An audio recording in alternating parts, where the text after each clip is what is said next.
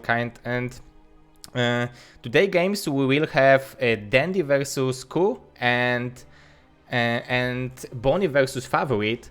So like there are probably some favorites from this group, but what do you think about today players? Well, honestly, I was kind of surprised by the previous groups from the round of 16. I definitely thought that Gorinich would have made it out of Group A, and then for Group C, that kind of went the way that I expected. So just looking at Group D, I would say that Boneth and Dandy are probably my favorites, just because I get the chance to watch a lot of their games, and even though KuH and Favorite are both great, German players, I don't know if anybody can stand up to Boneth. I'm a super Boneth fanboy, so I'm not even going to try to be impartial there. But I would say that maybe Dandy and Boneth are my favorites. Yeah, I think we had a poll on Team Liquid, and there was like 18 votes, and 15 out of them was that Dandy and Bonnie will advance. So that's really huge good advantage for these players. And yeah, there are probably two, like Dandy is probably one of the best Terrans in the whole foreign scene, foreigner scene, and the same as Bonnie with Protoss. So like yeah, it's hard to judge who will advance, but I think they are the favorites.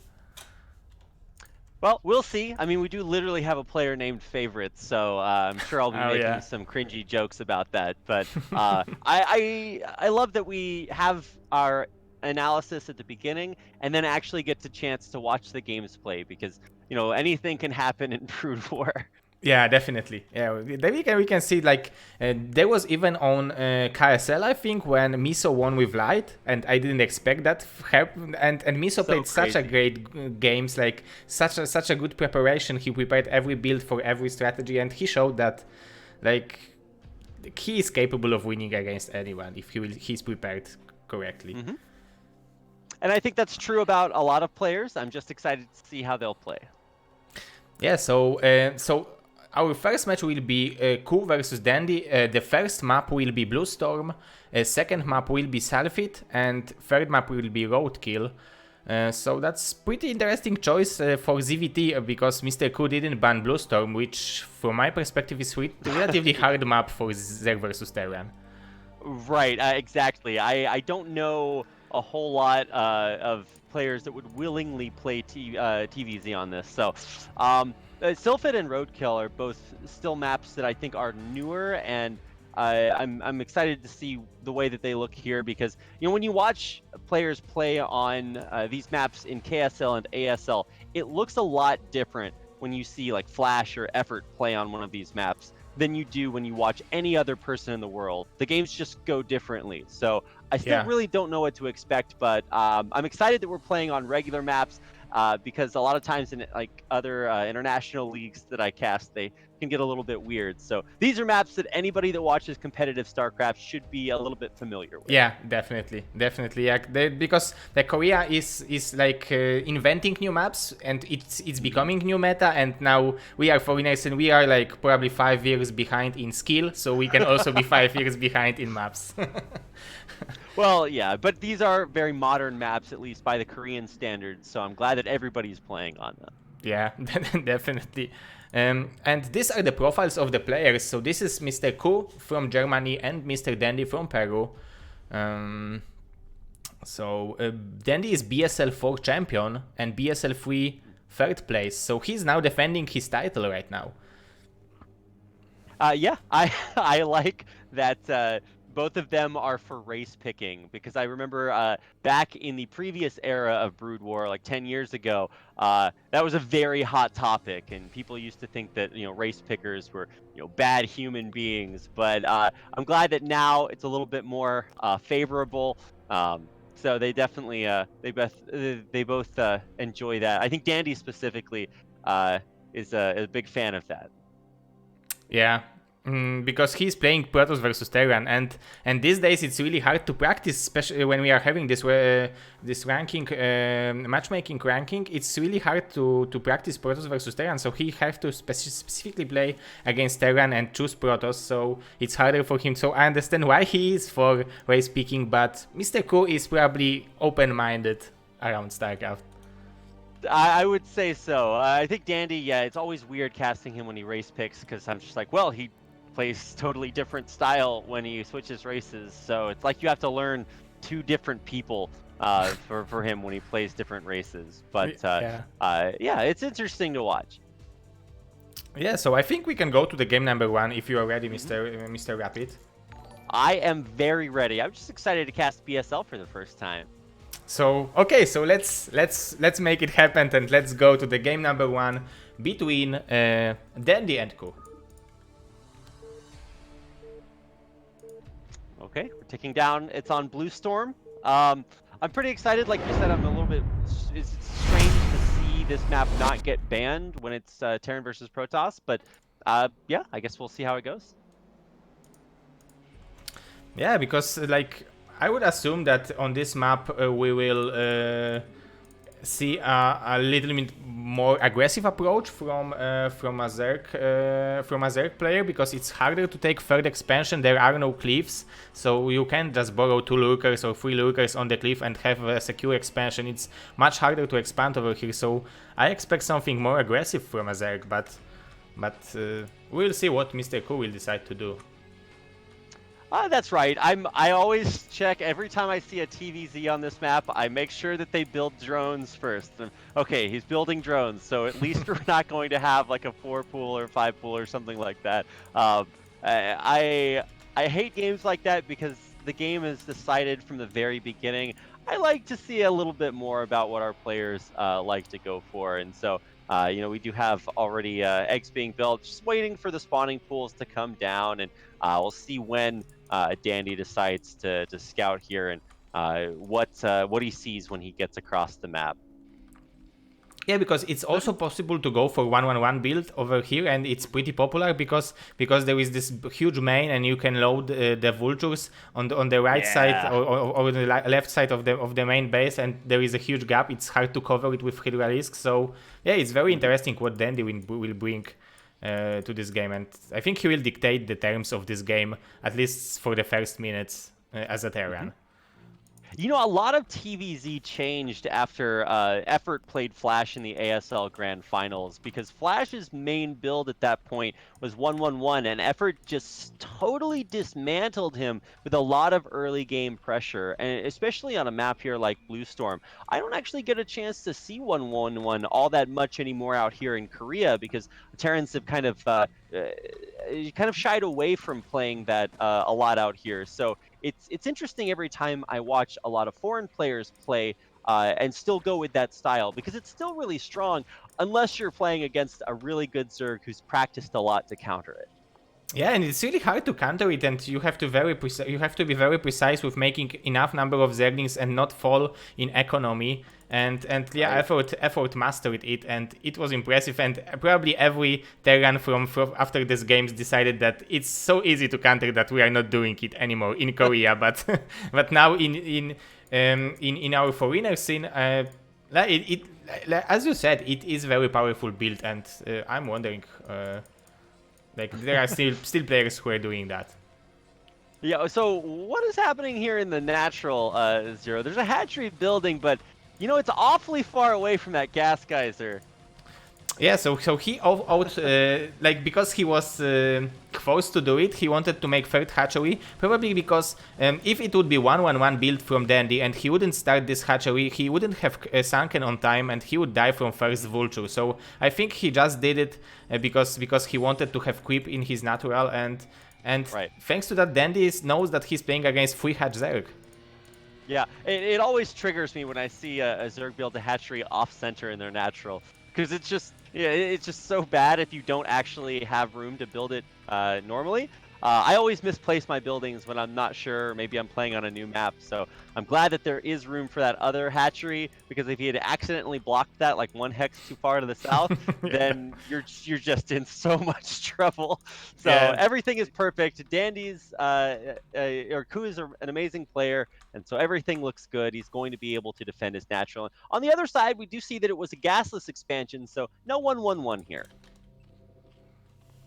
And Mr. Rapid, could you turn off your camera, because people are saying that stream is did lagging. I forget to do that? I apologize for that. Yeah, it's my fault because I don't have good like in future I will be prepared technically. Like for BSL10 I will have better computer.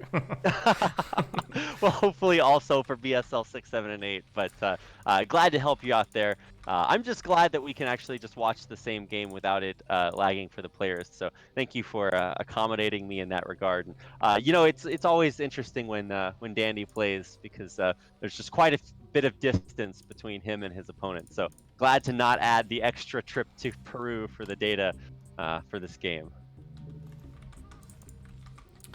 And yeah, I think now the lag stops. So. I hope so. I was worried about the players lagging, not us lagging between each other. But hopefully things are okay now.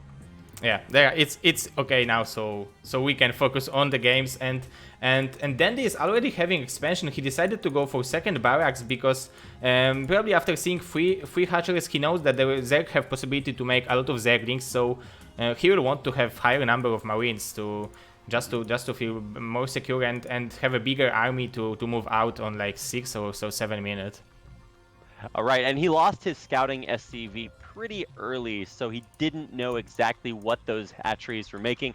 Like you said, it could have been mass Zergling, so you would definitely need a lot of Marines to defend against that. But he does have a bunker and a supply depot. There's still quite a bit of surface area here, so I don't know if he should feel too safe right now, but luckily he is not going to be having a mass Ling Flood hit very early on.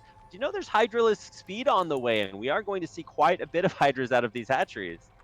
Yeah, that's like if it would be 1-1-1 from Dandy, it would be perfect counter. I think maybe not perfect because then Dandy could make second bunker, some tanks, and then move out before KuH will have a Defiler. But now he definitely can surprise KuH with surprise Dandy with that opening with that mass Hydra.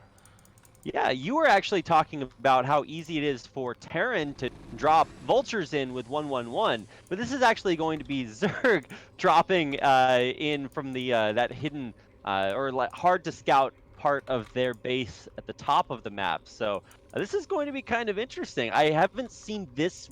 I haven't seen Blue Storm play out this way many times in TVZ. Yeah, me too. I never seen it because it will be fast Hydralisks drop. It will be not even Lurker drops, but it will be pure Hydralisks. Yeah. And if he will be able to catch the army in the middle and somehow kill all these Marines with some Hydra ball, there is still a shot for him. But 4 Barracks Marines is a very good answer from Dandy for this strategy. Right, and if you're dropping your Hydras into the Terran main across the map, you can actually die to the Terran army pushing out on the map at the same time. So you really have to make sure that you are able to defend. Otherwise, it turns into like a crazy base trade and Terran buildings can float, and that doesn't look good. So we're seeing the Hydras move very quickly across the map, and there is a lurker aspect being researched here. So the Hydra speed could just be to get the Hydras across the map to drop them in fast enough and then morph them into lurkers. But we will have lurkers, and that's going to help defend as well. Yeah, definitely. This is a pretty nice strategy from Mr. KuH, and he will drop like 12 Hydralisks over there. How many Marines? There are like 4 Marines only in the natural of Dandy, and he's not making anything more. So he's probably feeling pretty secure after having this army in the middle. He's probably feeling like he's securing every attack coming to his side. Well, this drop is scouted by the Kakaroo, but nothing else. It's still very secret. But there is a supply depot being built on that side of the base, so it will see that the Hydras when they drop in. But Dandy is pushing in right now. He's scanned to see that there's only one sunken. There are a bunch of Hydras, and those do get seen. So Dandy is going to wrap around and come in from the other angle. Yeah, and there are already lurkers morphing, and KuH is morphing 4 lurkers on the 12 o'clock, so he don't want to drop before the lurkers will be finished, and that's a smart idea, because only 12 Hydralisks couldn't deal that much damage, and if he will have 4 lurkers and 8 Hydralisks, he will be able to kill so many Marines with that, if Dandy will not control that correctly. I love how Dandy thinks that KuH is playing like a normal game, so he goes up to check for the 3rd, and this should actually be kind of a surprise to Dandy, because now he knows, wait a second, there's no third base up there, so what's going on here? And hopefully this SCV at the 12 o'clock will scout this, but it's too late. The lurkers are coming in. 2 of them will go down, but the others will burrow in time here, and there's not a lot of scan energy. Oh my god, but it's... Yeah, he's killing some forces in the middle, but this drop is not working. He killed everything with relatively small loss, so very good defend out of Dandy. This is our current champion, so he knows how to defend this kind of tricky moves. Yeah, and he actually still had 1 scan left at his natural base. I thought he had actually used his last one, but wow, that's a perfect defense of the drop. And now KuH is cleaning up the bio ball in the middle of the map, but still doesn't have a third base. While Dandy is actually already has a command center built in the bottom right. Yeah, and there is drop going to KuH main base. There will be some there will be no Hydra because he's moving then to the middle, so this drop can be devastating for our Zerg player. It's so hard to defend this kind of drop. Of course, it's easier if you are having Hydra speed, but you need to have large number of Hydra risks. It's hard to fight with like 6 Hydra risks against Marines and Medic. Now the dropship was scouted coming into the base by an Overlord, so this 1 Lurker and 1 Hydra are going to run down here to try to stop it. Unfortunately, I don't think that will be enough, Zero. Yeah, I think like somehow he killed 2 Marines and yeah, one lurker is very powerful unit, it looks like. I guess you're right. Unfortunately, the lurker can't magically teleport to the natural expansion, so the drop's just going to pick up and unload over here. And Hydras don't really do very well against Marines. Yeah, and look how cost efficient this Marines are. This is 1-1 bio, so it's even harder for a Zerg to fight against because this upgrades means a lot, especially against mass Hydra risks. You know, KuH has about 1 more big push in him, and so he's going to go for it. There's Hydras and Lurkers coming in right through the middle of the map. I don't know what they're going to do, though, because there's like 3 control groups of bio. Oh, he's faking the drop into the... Oh, that's so smart, and now Dandy's bringing so many forces, but I think this is just too much Terran to bust it. Yeah, and he's got tons of scan energy. He saved all the scan energy at his natural expansion, and that's going to do it. GG. KuH taps out, and Dandy really played that game super well, especially defending against that drop at the beginning. Yeah, definitely well played by Mr. Dandy. And of course, very nice attempt from KuH for trying something that's tactical, I would call, and that was specific build he prepared against Dandy, and there was a chance that he will succeed with that. Yeah, absolutely. I've seen lots of drops in the backs of Terran mains right as they... so they've got 2 control groups of bio. They've got one that they send out on the map for scouting and soft map control, and one that they keep at home. And then there's that moment where they send their army out of their main to join together, and if you hit right when that happens, then they just have nothing there. So could have been very scary, but turns out Dandy's a god. Yeah, it turns out like it looked so easy to defend it, but probably I would like my 2 armies of Marines would die to 4 lurkers borrowed by Mr. KuH over there. So it's not that easy how like it looks like, but yeah, well played by Mr. Dandy, and he's leading 1-0 right now. Yeah, I'm used to ASL groups like this, where it's best of 1, and then we're already done with this. But thankfully, it's best of 3, so there's still a chance for KuH. Yeah, definitely. It's like there is still some chance for Mr. KuH, but like he will have a hard time because it's ZVT, it's Dandy, and he's losing 0-1. But yeah, I'm very happy that he's BSL4 Chobo League champion, so he qualified from a seed, and now he will try to show us why he was BSL4 Chobo League champion. Yeah, so they're both BSL4 champions, but just of different leagues. And KuH has played very well in other leagues as well, like STPL. So definitely a player that you should never count out. Capable of winning games, but I think you saw how good Dandy was. His focus fire when the drop came in to the main was just really good, because he's just played a million games and knows perfectly how to defend things like that. Yeah, and he's practicing a lot. Like we are seeing, like because he's streaming, and I'm also like I have this weird habit that when I'm going to sleep, I'm turning the StarCraft on my Twitch on my phone and watching it. Like of course without sound because Karolcha would kill me if it would be with sound. But when then I'm watching some Dandy and here he's playing on the evening, so that's a good time to stream Mr. Dandy. Yeah, I do that as well.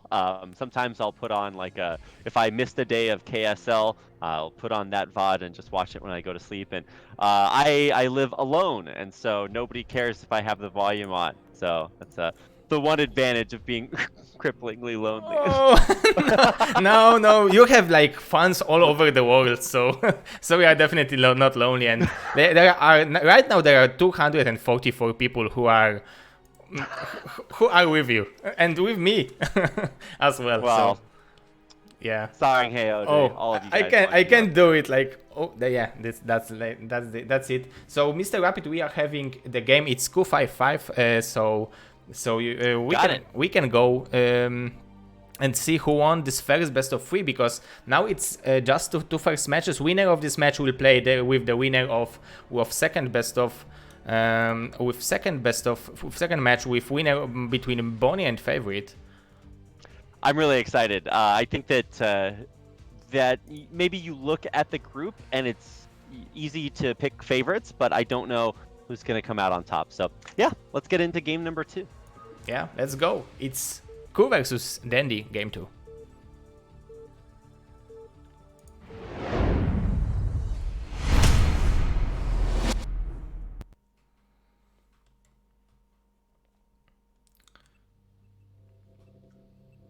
So I assume you have bigger experience in casting on this map, maybe because it's ASL map and KSL like I think it's only ASL map, right? Like Africa style league map, yes. right? Yeah. So ASL used this map. Actually, one of the cool things about the leagues out here, especially for maps like Roadkill, is that they're starting to use maps made by foreign map makers. So Freakling, of course, made this and Roadkill, and they're very very good maps. And I think we're very lucky to have good map makers who have stuck with StarCraft all along and still are able to give us new maps that are still very good. Yeah, definitely, and they're doing that completely for free. And we are seeing topics on Team Liquid that they are constantly making new maps. So there is a lot of maps you can choose from foreigner map makings. There is also the guy called Jukado, I think, or something like that, who is making maps, and they are very nice. They are pretty balanced. These are not the maps like there was like 2004, 2003 when you had like 7 mineral patches and in different respawns there was different distance between the main like hatchery nexus or command center, and so you can have advantage just by being on better respawn. Now the maps are definitely much more balanced. Yeah, there was a period of time around like 2008 and 2009 where there's the Korean map maker Ro16, the guy who made Fighting Spirit, was making a lot of different maps, and OSL and MSL both contracted to make a lot of maps for their Pro League and Star Leagues. And so at one point he made like almost all of the maps in some of these Star Leagues, and they have some very distinct characteristics. They're big 4-player maps with long games, and I'm glad that we have other map makers so that there's more diversity in our map pools. Yeah, definitely. Like because I like the 4 players map and it's good, but it's also good to have like 3 and 2 players map. Just as you said, this diversity is like giving like. Because on 4 players map you can prepare one strategy and it will probably work. The same on Fighting Spirit like on Circuit Breaker, but here on Sylphid Aztec 3 players map on Blue Star or Heartbreak Reach 2 players map, you have to prepare something more like different than on 4 players map. So yeah, you are definitely right about that. Yeah, and 3-player maps are really interesting because you can put the three bases in a lot of different locations. Just like Roadkill is kind of an interesting 4-player map because the bases are in the flat sides of the squares instead of the corner. Sylphid is kind of interesting too because it's not a perfect triangle; it's slightly rotated for the map. And There's different advantages and disadvantages to each spawn location. So maybe that's some things to start out by talking about. So for instance, when Dandy builds his natural expansion, that's going to be closer to KuH, and so he knows that he should probably scout down there, and that's how that's where he'll find his opponent first. And he got lucky this time, so he did get a chance to see this expansion coming down from Dandy and knows exactly what build he's going. Yeah, and also Dandy scouted KuH, and he knows that this is 3-hatch build, so he's not afraid that it will be some kind of 2-hatch, like fast lurkers, fast mutalisks, or mass links. He knows, like he feels probably very comfortable in playing. The longer game he plays, he feels more comfortable. So now he feels probably very happy, and he's going for fast +1 upgrade. So we will see probably 4 or 5 Rax Marines out of our Terran player against 3-hatch from Zerg, so very standard opening from both players. Right, and I'm excited to see what it looks like when KuH plays standard, because Dandy, his reputation precedes him. He's a very, very strong player, and KuH tried a little bit of a sneaky strategy in game number 1. It didn't work because Dandy's really, really good at defending, and so KuH has to try something else, and I hope that it involves more than just 3 hatcheries, because or maybe even another base being taken, because I actually really like seeing players play longer games so we get a better idea of how many strategies they can do. Yeah, definitely. And yeah, the longer game you can play, like especially on ZVT, it's relatively easy to play like until 9 minutes because the game is so old and you are so used to these openings because they never change for all these years. But later the Terrans are switching to the mech and you need to adjust to it, and it's harder and harder these days to play against Terran as a Zerg. Maybe I'm telling that because I'm a Zerg, so, but yeah, probably it's also hard for a Terran these days. Might be a little bit biased. Well, we're about to see those 3 barracks come down, or the 3 additional barracks come down. So this will be 4 barracks coming through. So you called it exactly perfectly, Zero. It's going to be the same basic build that we saw in game number 1, but it's going to look a little bit different because it's 3 bases, right? So the Zerg usually wants to take a natural expansion or another main as their third base, but here there's only 1 of those. So maybe Dandy will have a little bit of an easier time scouting that out, because when he looked for it in game 1, it wasn't there, but this time it will be. Yeah, you're definitely right, because like Bluestorm is not allowing to having second like expansion, third expansion as a Zerg in respawn, but like now we are seeing that because on this map there are like 3 cliffs, really relatively easy to defend with Sunkens, but we are seeing so many links from KuH already. Right, and it's a lurker follow-up here as well, so we are really going to get into a lot of aggression. There is going to be a third base, or a third hatchery coming down here, but this is going to be a really aggressive way to play here from KuH. So he's definitely not going for a whole lot of economy. A lot of Zerglings at the front, just to make Dandy feel a little bit more scared about pushing out. Yeah, because that's what's actually 5 racks too. Yeah, that's a 5 racks plus 1 Marines. The upgrade is almost done. So that's what KuH wanted to do. He wanted to keep Dandy at home because it's easier to contain Terran when he is at home with lurkers. Because when Terran will be in the middle of the map, it's relatively hard to kill this army with pure lurkers. But yeah, we will see what will be the timing of the lurkers, because now I'm not seeing any. Yeah, I thought he might morph them in the middle of the map. Oh, and he actually is. This is so risky to do, because if the bio pushing across the map finds this, you have to cancel or you lose your lurkers. And oh, he's going to scout the lurker. Wait, did he? Oh. He saw the lurker eggs. Yeah, he saw the lurker eggs, but he can catch the Marines now because they are without medics. So this is a brilliant move from KuH. Yeah, all the medics ran ahead of the bio. This is terrible. Those medics are out of a job. They've got nothing to heal. The lurkers finish morphing, and this is the worst case scenario for Dandy. He loses everything out on the map, and especially if he loses these first 4 medics, that would be so bad. Yeah, and there are 4 lurkers on top of his natural. So but now he will try to. Oh my god, this split from Dandy. He literally didn't lose any Marine to kill 4 lurkers. So this is so devastating from KuH, because he relied on this lurkers push so much. Boxer, is this you?